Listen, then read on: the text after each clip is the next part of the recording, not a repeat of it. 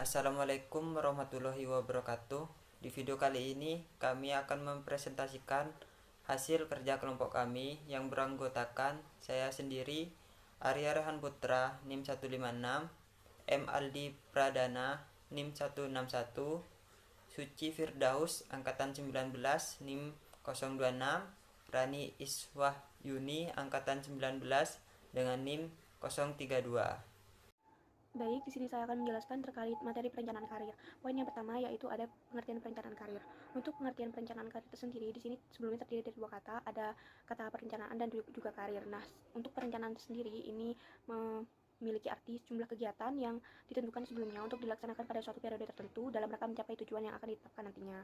Nah, untuk pengertian karirnya itu sendiri yaitu posisi kerja yang dijabat oleh seseorang dalam siklus kehidupan pekerjaannya. Nah, jadi untuk pengertian dari perencanaan karir itu sendiri yaitu proses di mana individu karyawan mengidentifikasi dan juga mengambil langkah-langkah untuk mencapai tujuan karirnya seperti itu. Untuk poin yang kedua yaitu ada ruang lingkup perencanaan karir. Untuk ruang lingkup perencanaan karir ini dibagi lagi menjadi dua.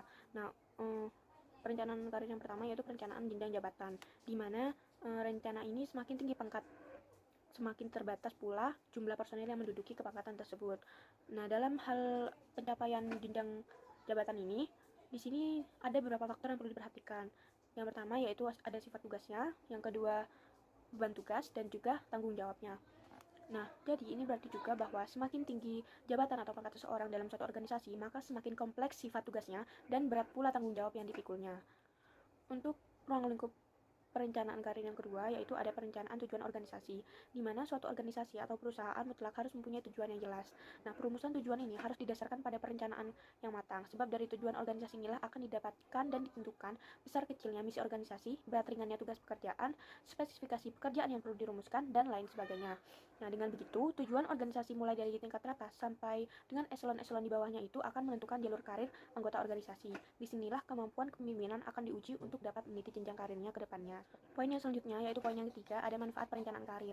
Manfaat perencanaan karir yang pertama yaitu menurunkan tingkat perputaran karyawan, di mana perhatian terhadap karir individual dan perencanaan karir yang telah ditetapkan akan dapat meningkatkan loyalitas pada perusahaan di mana mereka dapat bekerja, sehingga akan memungkinkan menurunkan tingkat perputaran karyawan. Untuk manfaat yang kedua yaitu ada mendorong pertumbuhan, di mana perencanaan karir yang baik akan mendapat dorongan semangat kerja karyawan untuk tumbuh dan berkembang. Manfaat yang ketiga yaitu ada memenuhi kebutuhan-kebutuhan organisasi akan sumber daya manusia di masa yang akan mendatang. Manfaat yang keempat ada memberikan informasi kepada organisasi dan individu yang lebih baik mengenai jalur potensial karir di dalam suatu organisasi. Dan manfaat yang kelima ada mengembangkan pegawai yang dapat dipromosikan. Perencanaan karir ini membantu juga membangun penawaran internal atas talenta yang dapat dipromosikan untuk mempertemukan dengan lowongan yang disebabkan oleh masa pensiun, berhenti bekerja, dan juga pengembangan. Poin yang keempat dalam perencanaan karir ini adalah penyusunan perencanaan karir. Dalam penyusunan perencanaan karir ini perlu diperhatikan 4 hal pokok. Yang pertama yaitu jabatan pokok dan jabatan penunjang. Untuk jabatan pokok ini merupakan jabatan yang fungsi dan tugas pokoknya menunjang langsung tercapainya sasaran pokok organisasi. Sedangkan jabatan penunjang adalah jabatan yang fungsi dan tugas-tugasnya menunjang atau membantu tercapainya sasaran pokok organisasi. Hal yang perlu diperhatikan selanjutnya yaitu pola jalur karir bertahap. Pola jalur karir bertahap ini adalah suatu pola yang menunjukkan urutan berjenjang dan bertahap dari jabatan-jabatan dalam struktur organisasi yang membentuk karir seseorang. Untuk hal yang harus diperhatikan yang ketiga yaitu jabatan struktural, di mana jabatan struktural ini pada dasarnya berarti jabatan yang diperuntukkan bagi mereka yang diarahkan ke jenjang yang paling tinggi dalam organisasi. Jadi dengan begitu, orang baru ataupun karyawan baru harus melalui program orientasi terlebih dahulu dan diberi pengalaman pada jabatan staf yang bersifat membantu jabatan struktural. Untuk hal yang perlu diperhatikan yang keempat yaitu tenggang waktu, di mana masa jabatan seorang dalam suatu organisasi sebaiknya ditentukan secara tegas dan pasti, sebab hal tersebut akan memberikan efek psikologis yang positif terhadap pemangku jabatan yang bersangkutan. Poin perencanaan karir yang kelima yaitu ada pertimbangan perencanaan karir. Nah, untuk perencanaan karir ini perlu dipertimbangkan beberapa hal, terutama yang menyangkut atas jabatan dan pemindahan jabatan seorang yang berpengaruh pada jenjang karirnya. Untuk pertimbangan tersebut antara lain yang pertama ada masa jabatan yang singkat, di mana seseorang yang memangku jabatan belum cukup lama atau terlalu singkat maka akan mengakibatkan hal-hal seperti misalnya mereka pada umumnya belum mengenal dan menghayati pekerjaan yang menjadi tanggung jawabnya tersebut. Nah, untuk pertimbangan yang kedua yaitu ada masa jabatan yang terlalu lama, di mana masa jabatan seorang yang terlalu lama ini dalam suatu organisasi merupakan gejala yang tidak sehat, di mana itu akan mengakibatkan salah satunya menimbulkan rasa bosan pada karyawan yang sudah menjabat terlalu lama karena pekerjaan yang sama dan rutinitas yang dilakukannya setiap hari sama, dan sehingga itu kurang bervariasi baginya sehingga mereka merasa bosan. Nah, untuk pertimbangan yang ketiga yaitu ada keinginan pindah jabatan, di mana harapan untuk dipindahkan dari jabatan lama ke jabatan baru selalu ada dalam pikiran para karyawan. Nah, penyebabnya biasanya Salah satunya yaitu perasaan kurang tepat pada jabatan yang sekarang diemban, karena tidak sesuai dengan latar belakang, pendidikan, pengalaman, dan juga keinginannya dalam bekerja seperti itu.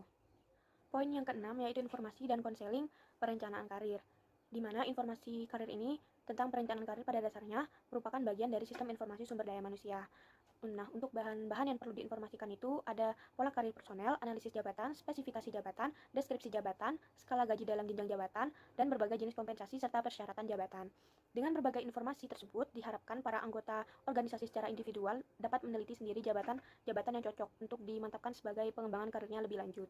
Nah, untuk konseling karir, setelah informasi perencanaan karir diberikan, maka tindak lanjutnya adalah memberikan bantuan bimbingan atau konseling kepada para anggota agar tepat dalam menetapkan sasaran-sasaran karirnya ke depannya sesuai minat, bakat, dan kemampuannya. Nah, dengan demikian, bimbingan karir ini untuk penilaian pribadi sangat diperlukan dalam suatu organisasi. Ketika memberikan informasi karir, sangat penting jika para konselor tersebut memberikan gambaran tentang situasi lingkungan kerja dan kemungkinan perubahan yang dapat terjadi, yang mungkin berpengaruh terhadap karir mereka selanjutnya. Di sini saya akan menjelaskan mengenai pengembangan karir. Pengembangan karir itu merupakan suatu kondisi yang menunjukkan adanya sebuah peningkatan seseorang mengenai status karir di dalam sebuah organisasi. Di dalam pengembangan karir itu terbagi menjadi 3, yaitu karir awal, pertengahan, dan karir akhir. Di karir awal tentunya seseorang tidak selalu berjalan mulus. Tentunya mungkin ada beberapa masalah yang akan dihadapi di kemudian hari. Contohnya itu seperti kegelisahan mengenai integritas, kurangnya loyalitas, serta kegagalan dalam memantau lingkungan eksternal dan internal. Sedangkan untuk perkembangan karir di pertengahan itu meliputi pengalaman baru yang bisa berupa promosi serta tawaran. Dalam hal ini juga akan menandai sebuah periode pembentukan sebagai eksekutif dan pengembangan tingkat keahlian dalam organisasi. Yang ketiga yaitu ada pengembangan karir. Pengembangan karir menurut Sinambela tahun 2016 menjelaskan bahwasanya tahap pengembangan terbagi ke dalam 4 fase. Yang pertama yaitu awal, lanjutan, mempertahankan, pensiun, dan pengembangan karir. Selanjutnya saya akan menjelaskan mengenai pengembangan karir individual. Di dalam pengembangan karir individual itu terdapat prestasi kerja, kesempatan untuk tumbuh bagi seseorang di dalam organisasi, exposure, mentors, dan sponsor, serta yang terakhir adalah kesetiaan dalam organisasi. Yang ketiga, saya akan menjelaskan mengenai pengembangan karir secara organisasional. Pengembangan karir seharusnya memang tidak bergantung terhadap usaha individual saja. Hal tersebut dikarenakan tidak sesuai dengan kepentingan organisasi. Untuk memungkinkan sinkronnya atau terhubungnya dengan kepentingan organisasi, maka pihak yang berwenang itu harus memiliki kewenangan untuk mengatur perkembangan karir seseorang karyawan di dalam sebuah organisasi. Pilihan pengembangan karir yaitu yang pertama relocation, kedua exploration, yang ketiga relaxment, yang keempat enrichment, yang kelima lateral, yang keenam vertikal. Yang pertama yaitu relocation adalah perpindahan secara fisik ke unit organisasi lain. Yang kedua exploration, menjelajah ke arah yang lebih luas kepada pilihan karir di dalam unit organisasi untuk mencari dan mengumpulkan informasi. Yang ketiga relaxment adalah pergerakan ke arah bawah yang mungkin dapat merefleksikan sesuatu peralihan prioritas pekerjaan bagi karyawan. Yang keempat enrichment, pengembangan dan peningkatan melalui pemberian tugas secara khusus. Yang kelima lateral, adalah pengembangan ke arah samping sesuatu pekerjaan yang mungkin lebih cocok dengan keterampilan yang dimiliki. Yang keenam, vertika adalah pengembangan ke arah atas pada posisi yang memiliki tanggung jawab dan kewenangan yang besar dibanding sesuatu keahlian khusus yang baru. Peranan personalia yaitu dukungan manajemen dan kelompok kerja yang kohesif. Yang kedua yaitu umpan balik dari dukungan manajemen dan kelompok kerja yang kohesif. Umpan balik yaitu dari perusahaan satunya ke perusahaan yang lain. Tanggung jawab pengembangan karir. Dalam hal ini yang harus mendapat perhatian bagi karyawan yaitu prestasi kerja yang memuaskan, pengenalan oleh pihak lain, kesetiaan pada organisasi, pemanfaatan mentor dan sponsor, dukungan dan para bawahan, pemanfaatan kesempatan untuk bertumbuh, berhenti atas permintaan dan kemauan sendiri. Jadi di dalam tanggung jawab pengembangan karir ini bertanggung jawab secara tradisional dan pengembangan pendekatan baru yang manifestasikan. Selanjutnya, manajemen pengembangan karir. Manajemen pengembangan karir dilakukan secara dua arah. Yang pertama, para pekerja harus aktif merencanakan dan melakukan kegiatan ke arah kemajuan guna mewujudkan karir yang sukses.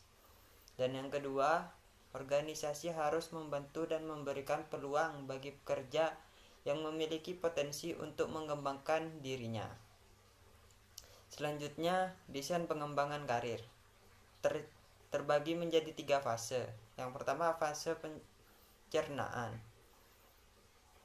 bertujuan untuk mengidentifikasi kelebihan dan kekurangan pekerja dalam melaksanakan tugas. Yang kedua, fase pengarahan. Fase pengarahan yang dimaksud untuk membantu para pekerja agar mampu mewujudkan perencanaan karir menjadi kenyataan. Yang ketiga, fase pengembangan. Pekerja harus berusaha mewujudkan dan inisiatif yang dapat mendukung untuk menduduki posisi pada masa mendatang. Manfaat pengembangan karir. Yang pertama, meningkatkan kemajuan karyawan dan meningkatkan suplai karyawan yang berkemampuan. Selanjutnya, paradigma new era. Terdapat kontras antara paradigma lama dan baru pada manajemen karir seperti pada tabel berikut ini.